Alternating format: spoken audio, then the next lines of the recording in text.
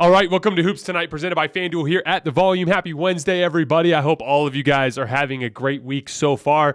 Today, we're going to be covering the epic showdown last night in Las Vegas between one of the most exciting NBA prospects ever in Victor Wembanyama out of France and Scoot Henderson, another in a long line of undersized but frighteningly athletic guards that have come up in the NBA. He's playing with the G League Ignite right now. I've seen highlights of these guys, but this was my first time getting to watch a full game of them. You guys know the deal. I don't focus too much on pre-draft or NBA prospects because I focus most of my energy on the league. But I've always had a great interest in players' skill sets and strengths and weaknesses, as you guys know, when we talk about NBA players. So I wanted to share about 15, 20 minutes today on the things that I saw and learned last night from that showdown. You guys know the drill. Before we get started, subscribe to the Volume's YouTube channel so you don't miss any more of our videos. Follow me on Twitter at _JasonLT so you guys don't miss any show announcements,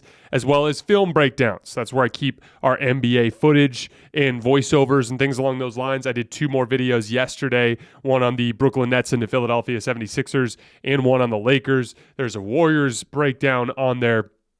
Lots of good stuff. I think I hit on the Raptors as well as the Suns and some stuff with DeAndre Ayton. Lots of film breakdowns that are on the Twitter feed, so you're going to want to be there. And then last but not least, if you miss one of these shows for whatever reason and you can't get back over to YouTube to finish them, you can find them wherever you get your podcasts under Hoops Tonight. So we're going to keep this very simple. I'm going to go with Victor, talk about what I liked, what I think he needs to work on. Then we'll go to Scoot. Then I have one larger point I want to make about just player development in general. Then we'll get out of here. We'll keep it nice and easy today.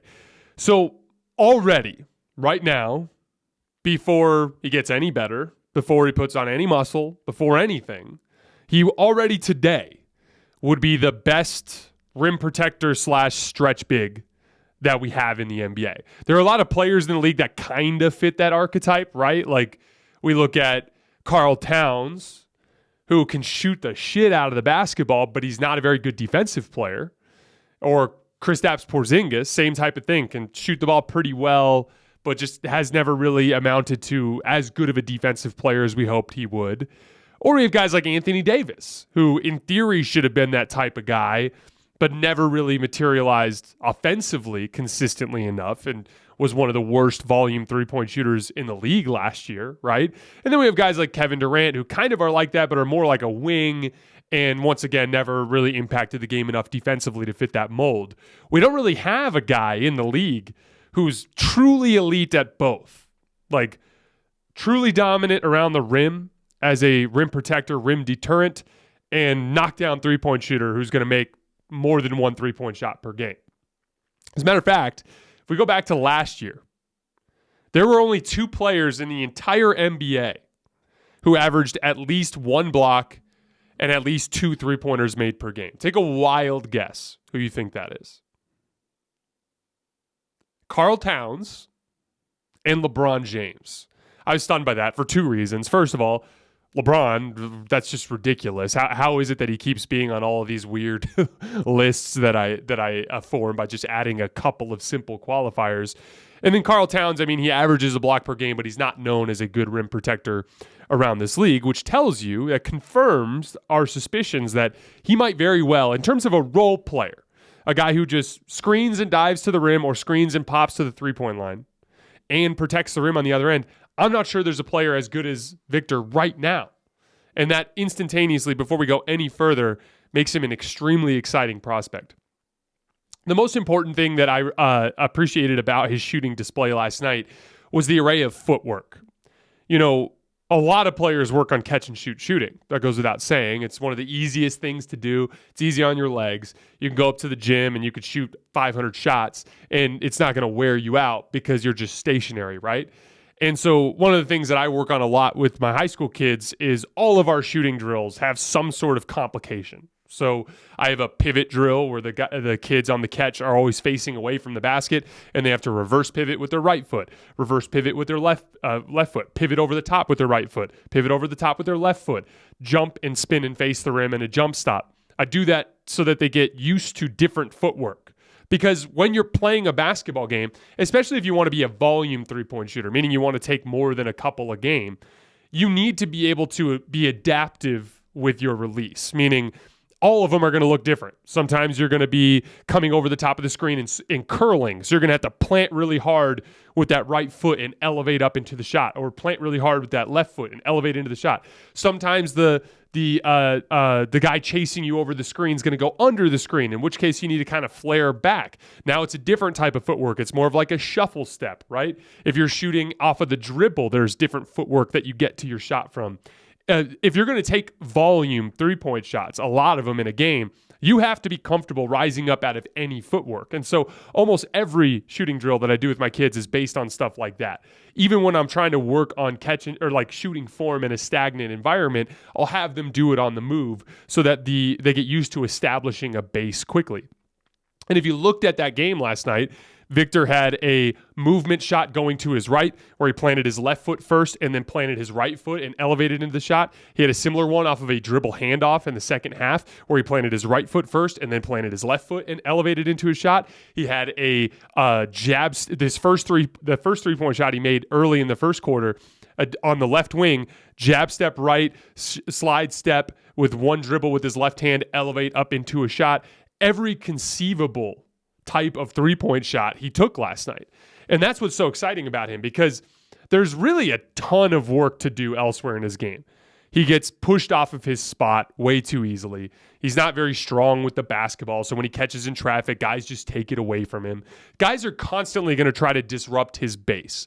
My guess is because he's so tall and no one's really going to be able to bother his release, you're going to see a lot of teams go with a kind of like a PJ Tucker type of defender on him. Somebody that's a little bit more of an undersized wing, but that's very strong, that will try to disrupt his base for the purpose, knowing that they can't bother the top of his shot. So they'll try to bother the bottom of his shot by knocking him off balance.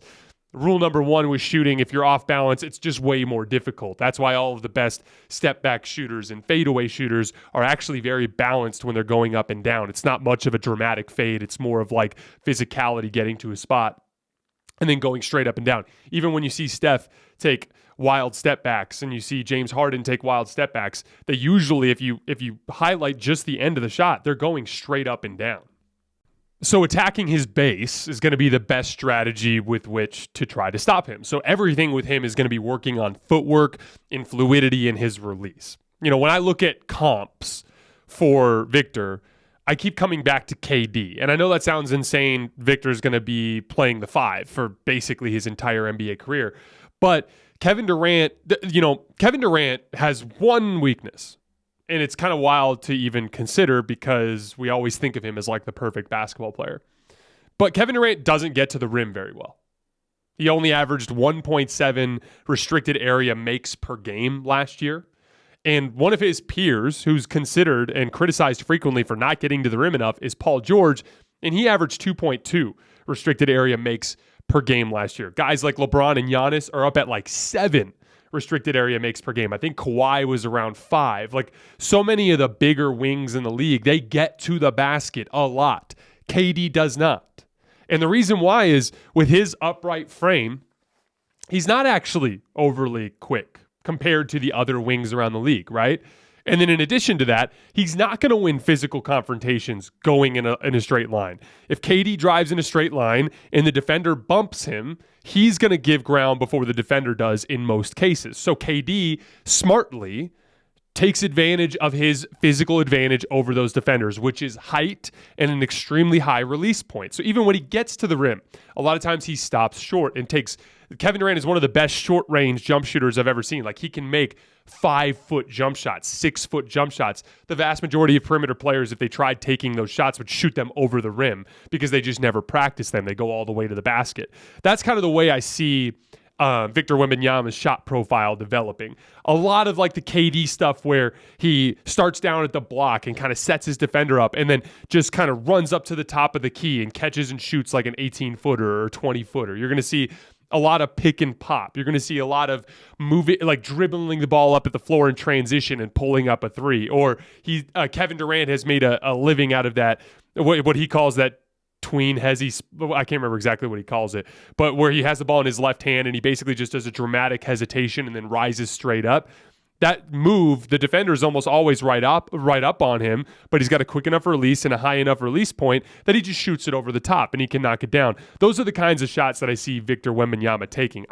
The reason why I pulled that original stat, that 2 3-pointers made and 1 block per game, I think right away when he comes into the league, Victor is going to be attempting at least 6 threes per game, if not 7 or 8, because that's the best shot profile for him. Like, for instance, a Karl Towns takes about 5 3-point attempts per game, but he's big and strong and has a quick first step. So like he can physically impose his way to the rim.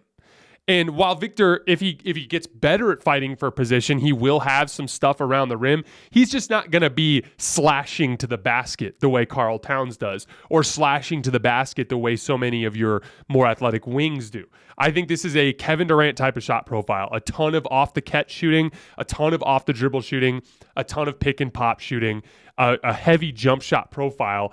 And he's already one of the most proficient big men shooters that we see around the world. So I find that to be really, really exciting. And then on the defensive end of the floor, you know, so many of these guys that we talk about that are proficient from the perimeter, guys like KD, guys like Karl Towns, guys like Kristaps Porzingis, they aren't as good on the defensive end as Victor already is. And he's got a long way to go. Like, he still gives up position a little too easily. He committed some fouls when he got out of position last night. But the truth of the matter is his length covers up for most of his young guy mistakes at this point. He's impacting shots at the 3-point line when he's standing 4 feet back. When a player decides to shoot and he raises up his hands, it's just a difficult target to shoot over. There was early in the game, Scoot Henderson made a really nice step back 3 at the top of the key.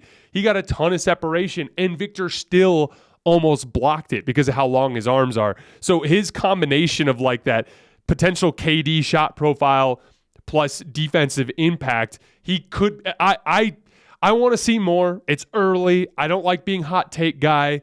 I feel crazy saying this after one game, but he might be the best prospect at his age that I have ever seen, because of the combination of shooting ability, height that gives him the release point over everybody, and his defensive impact at this point. Very, very exciting stuff from Victor Wembanyama. We got a lot more to watch of him over the course of the next year, and I will make a point of making some time to watch him, but it's truly exciting stuff. I used to joke all the time that Kevin Durant, if he had ever committed to the defensive end of the floor, he could have been the GOAT. You guys have seen me say that on the show before.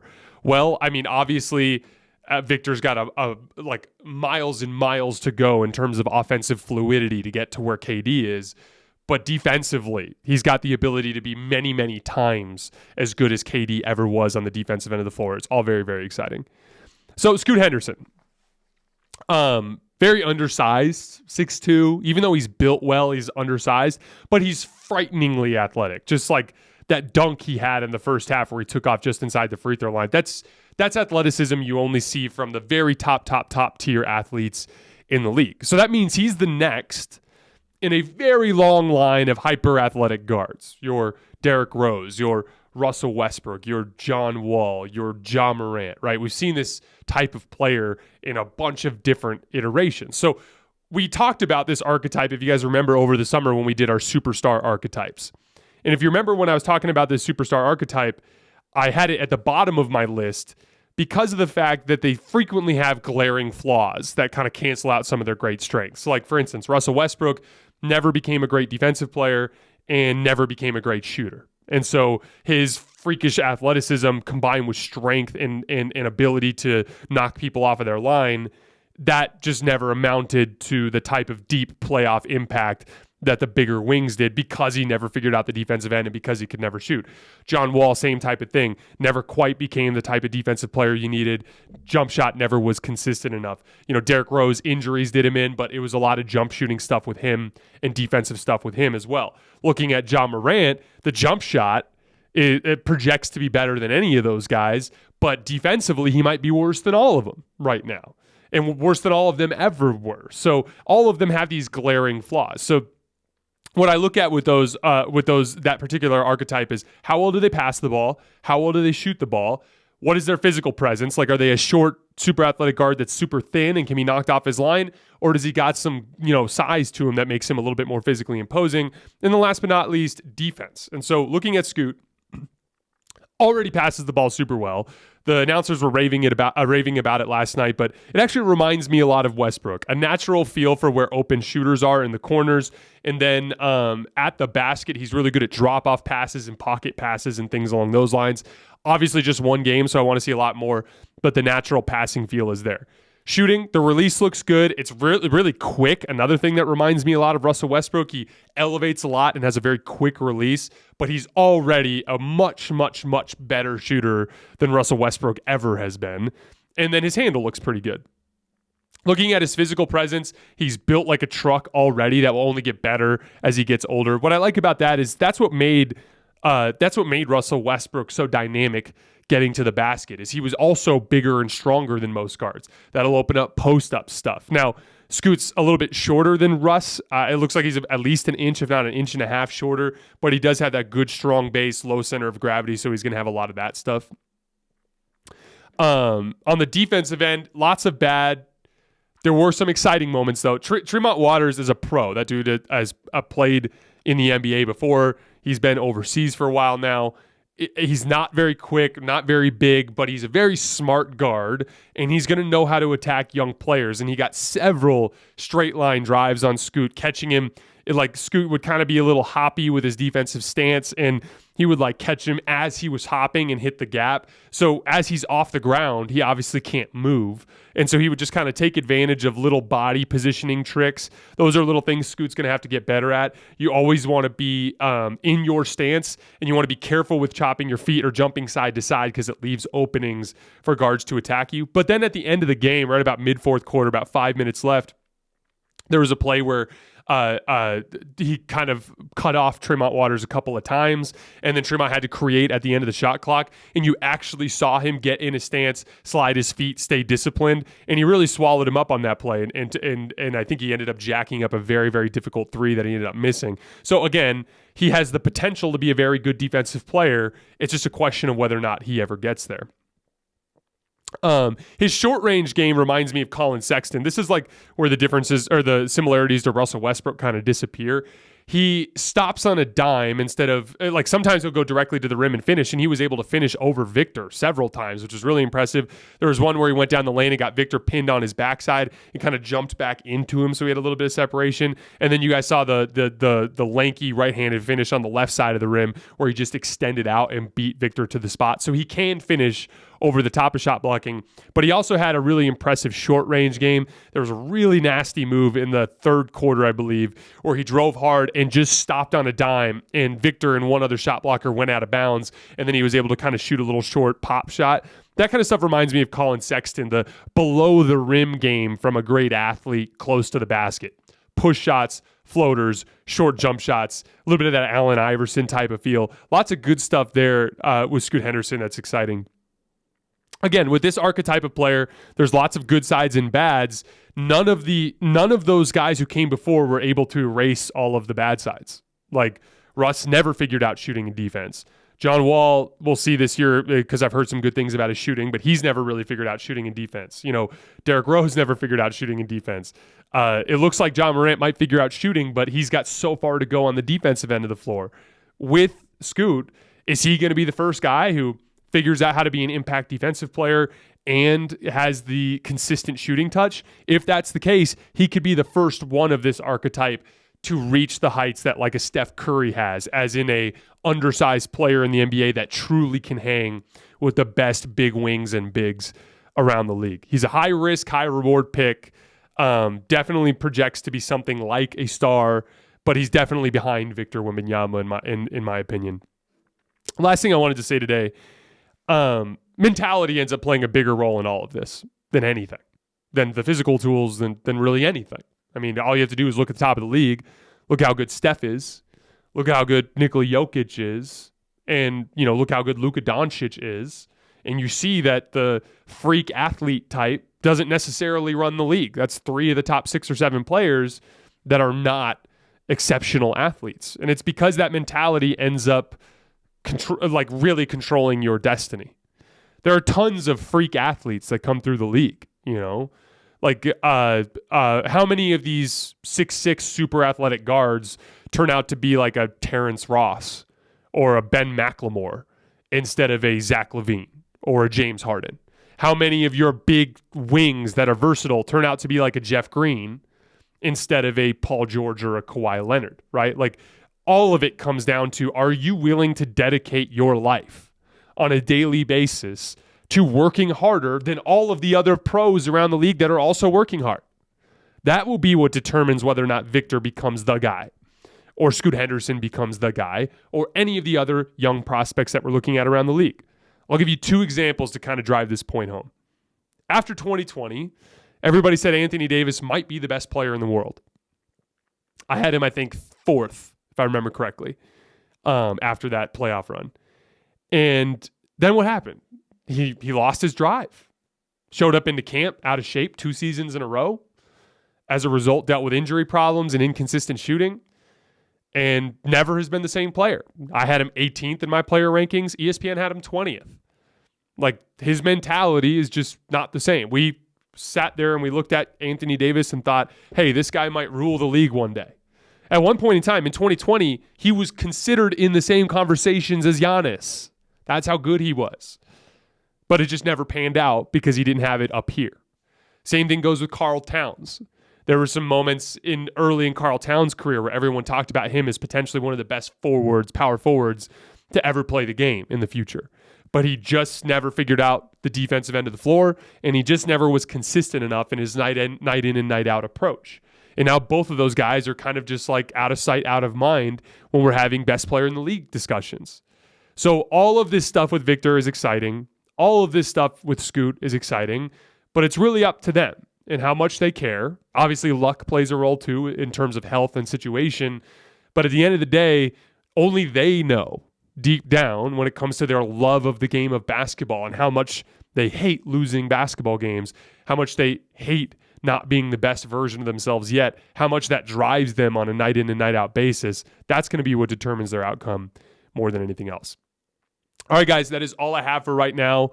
We'll be back either later tonight or tomorrow with a video with me and Carson. We're going to be going over NBA futures, so bets that I like based on like over-unders, championship favorites, things along those lines, as well as the annual GM survey, which always has a bunch of interesting stuff. Some interesting similarities between the way GMs see the game and the way we see the game, like we've talked about on the show so much over the year or so that we've been doing this. All right, as always, I sincerely appreciate your guys' support, and I'll see you next time.